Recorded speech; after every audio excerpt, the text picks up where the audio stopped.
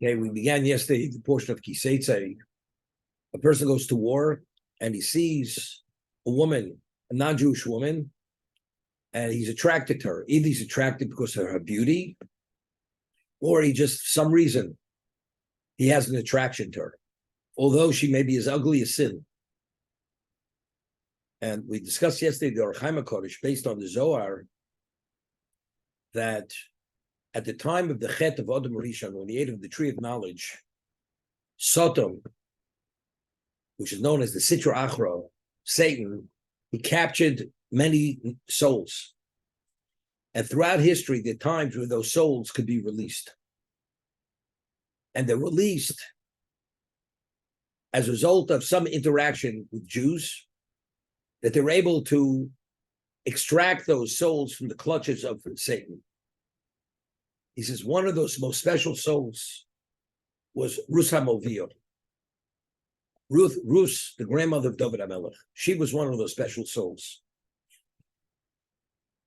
When you go to war, and the people going to war, we're not talking about the tzaddikim.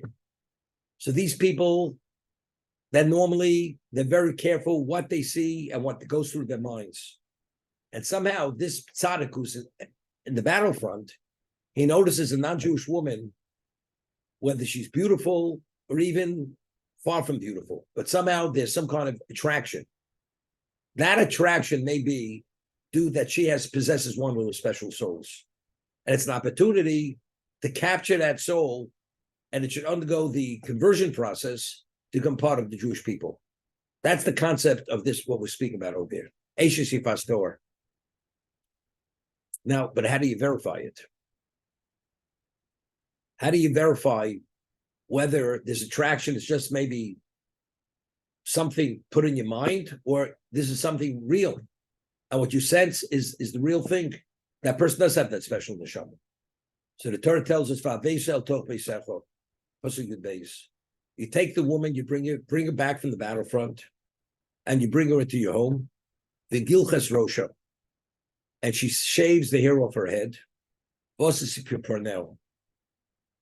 She allows her nails to grow long, meaning she's going to be in your home in the most unattractive state. Unattractive. This is going to be the litmus test. And she removes the garment that she wore when she was taken captive, because the women, the non-Jewish women, when you'd have an invading army, they would dress in very attractive clothing to engage sexually with the soldiers. So we want to remove every level of why she should be attractive to the person. She removes that garment for herself. The Yoshev Beisecha, and she's in your home. And she wails and she bemoans that she's been detached from her father and mother. This is not only her parents, biological parents, but from her idolatry. She's experiencing a detachment from her idolaters past. And then, if you have an interest in her, you're permitted to cohabit with her, and she becomes your wife. Because if even after all that level of discouragement, you still are attracted to her, you're permitted to cohabit with the woman and take her as a wife. There's an argument in Kedushin and Sanhedrin. If the soldier who sees this woman on the battlefront, is he permitted to sexually engage with her even before she converts? It's an argument to be shown. It's based on the text of the Gemara, whether yes or not.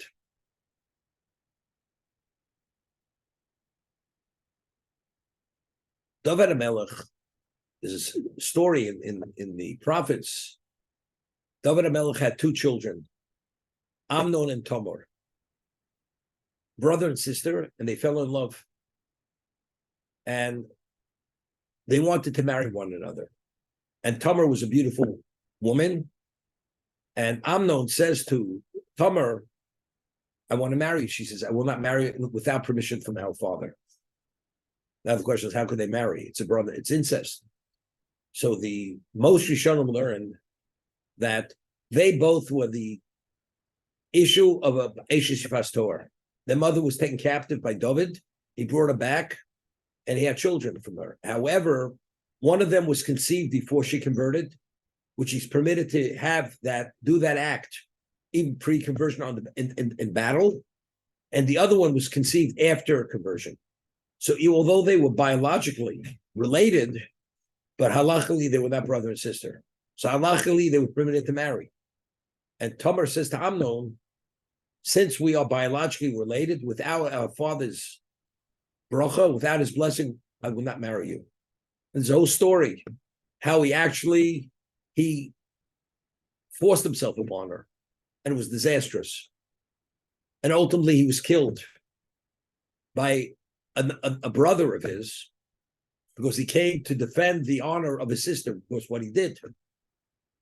But again, that's the story. So according to Moshe Shonim, you're even permitted to marry, to engage sexually pre-conversion. Rashi is the only one, based on his text, his girsa of the Gemara, it's only, you bring it back, you're only permitted to engage with sexual only after she converts. Before, you're not permitted. Okay? But you realize this conversion here is not an ordinary conversion. We don't proselytize. We don't missionize. We don't look for converts. A person, based on the story of Rus and Omi, the dialogue between them that we read in the Gilas Rus, we learn many laws regarding conversion that a convert, we try to discourage that person from converting. Only when the person has shown total sincerity that they truly want to be a Jew, only then we stop discouraging them. But until then, we don't encourage this. But yet, by Eshes Shifas Torah, you bring her back from the battlefront against her will. You're subject to all this kind of situation here, which is not pleasant for her. And if factually she meets the litmus test that it seems you're still interested, then you convert her. But she herself, is she willing? Is she happy about this? She's not happy. She would have preferred to stay where she was. But because she has this special neshama, and it's an opportunity to recapture it from Satan, that's what the Torah says over here it works. But a woman who says, a man who falls in love with a woman and he converts her, she's only converting because she wants to marry the man, that's not the optimum quality conversion. You're not converting because you really want to be a Jew. You want to be a Jewess and you accept it because you have an ulterior motive. But without that, we discourage it to the nth degree. So are we to understand? It tells us the Gilchas Rosha. You must shave her head. You remove all the hair from her head. There's an argument in the Gemara, and she allows her nails to grow. Well, doesn't mean say she cuts her nails. Torah focuses on the hair and the nails.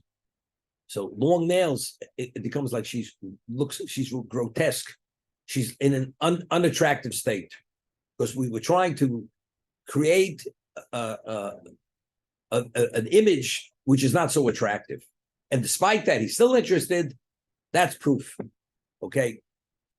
So Rechaim HaKodesh, the Rabbeinu Bachya cites a picture of Reb Lezer, and he says that before the Chet of Adam Arishon, Adam and Chava, they were covered with nail. They did not have hair on their bodies. The hair was only an outgrowth of the Chet of the Eitz Hadas. That's the picture of Reb Lezer. See, so Rabbeinu Bachya explains here the Gilches Rosha. You must remove the hair. The hair represents the derivative of the Eitz Hadas. That's the evil. For us as Sipronel, you must perfect the nail. The nail is pre-sin. The hair is post-sin. That's how he explains the pasuk here. She must be at that state where the hair is something of the past, and the nail, what the nail represents, which is pre-sin, is of the present. So it said in the past, we find that an ovel, a mourner, doesn't cut his hair. So simply is because he should be in a disheveled state. He's unkempt. Now, if you say that Adam before he ate of Deitz Hadas did not have hair, so the hair is a derivative, an outgrowth of the Eitz Hadas. Now, why was death introduced into existence? Because Adam ate of Deitz Hadas.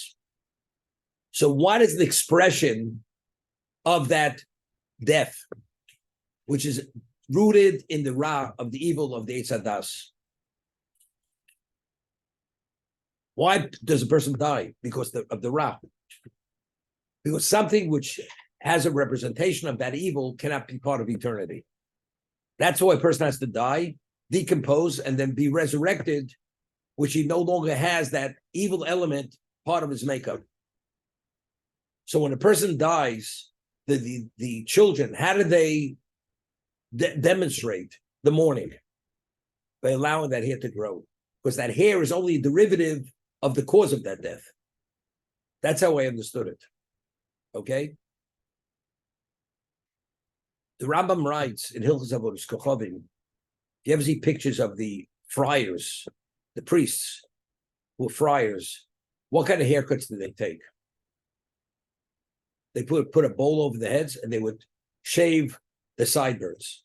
And they'd only have a crop of hair on top of their heads. The sideburns were cut off. So the Rambam writes, the Hilchos Avodos Kochavim, the reason why a Jew is not permitted to remove his sideburns and just leave the hair on top of his head, because that was the way the Komrei Avodah Zorah, the priests of idolatry, that's the way they would actually have their hair cut. They would cut off the sideburns and they would leave the hair on top of their heads. So because it's like Chulkas HaGoyim, it's the way the idolatrous priests cut their hair, therefore the Jew is not permitted to remove his sideburns. That's the Rambam and Hilchos Avodos Kochavim. So I said it's a little unusual. The Rambam in the Yad Chazok, which is all halacha, doesn't give us the philosophical background. Why? And here, when the Rambam speaks about the Torah prohibition of cutting one's sideburns, he gives us the philosophical background because the priests of idolatry would cut off the sideburns and only leave the hair on top of the heads. That's the reason why there's a negative commandment for a Jew to cut off, a male to cut off his sideburns. So what I understood was this: why did Adam eat of the Eitz Hadas? God said not to eat of the Eitz Hadas, eat of the tree of knowledge. The answer is he somehow intellectually justified it. Otherwise, how do you reconcile doing what you want with what Hashem tells you not to do? Somehow, intellectually, he put God on the back burner, and he did what he wanted. So it was due to his intellect. That's why he sinned. He transgressed. So with the priests, the only difference between, the major difference between Judaism and any other religion, Torah is God's religion. Hashem came to us face to face and says, this is who I am. Idolatry is man's religion. They came up due to their understanding that this is power. This deity has a power. And therefore they submit to that power. But that's based on their own evaluation. Torah is not, and our belief is not based on our evaluation. It's a reality. So the priest, what does he do? The crop of hair on top of his head, that's to emphasize everything is the brain, the way we understand it. Everything is the takeaway. The takeaway is the sun is a power, the moon's a power. There are various powers in existence. These are deities. You submit to these powers. But there's one universal power, which is God. That extrapolation they don't have. Therefore, to emphasize this point, they cut off the sideburns. Everything is based upon the intellect, the way you understand it. Therefore, the Jew, that's not where we come from. The Jew, it's not the brain. The brain is to process what was given to us as fact at Sinai.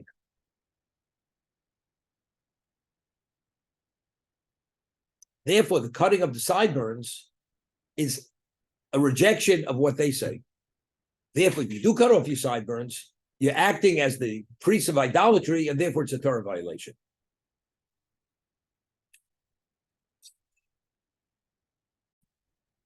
Well, it says in Nido that when a person cuts his nails, you have to make sure to dispose of the nails. You should dispose of them. Preferably, you should burn them. But definitely, you have to dispose of them in a place that a pregnant woman should not walk over those nails. Because if a pregnant woman walks over those nails, it can actually cause her to have a miscarriage. To that degree. Now, the question is, I always ask, why? He'd say, well, that's what the Gemara says. And it's cited in Halacha, that when you cut your nails, you should dispose of them. The Gemara says, if you burn them, you're chosid. If you dispose of them in a location where it's not possible to step on them, then you're a tzaddik. If you leave them exposed, then a person's a Russia. Because he's not concerned for another person, because if a pregnant woman walks over those nails, it causes her to miscarry. So I asked the question, why? Why did the nails cause a woman to miscarry? So what I says, we say in Pirkei Avos, Bal korchach ato nolad, bal korchach ato chai, bal korchach ato mes. A person, when you're born into this world, you have no choice. When Hashem says you're born into this world, you're born, you're born. You live, you have no choice. Nobody wants to take his life. And when it's time to leave, even if a person wants to remain alive, when Hashem says it's over, it's over. Now, why is it so different? Why does a person prefer not to come into this existence? Because the challenges of existence, which have very serious liabilities if you fail, a person would prefer not. What does the nail represent, according to the Pirkei Lezer? That's Adam's state before the sin, pre-sin. The child that hasn't been born prefers to remain in the pre-sin state rather than the post-sin state. When he's in utero, what is the child? What's happening? A malach teaches that child the whole Torah its entirety. The child sees one end of the world to the other. The child is in a spiritual setting. The Yetzer Hara only affects him when he's born to existence. So the child doesn't want to come into this existence. So when the nail, which represents pre-sin, the woman walks over that nail, it causes could cause the woman to miscarry, because that only confirms why the child doesn't want to come to its existence. That causes the miscarriage. That's the way I understood it. I haven't seen anybody say it, but that's the only way I can relate to it, which doesn't mean anything. I'm sure it's Kabbalistic or whatever it is, but on a regular, rational, understandable level, maybe that's a way to approach it.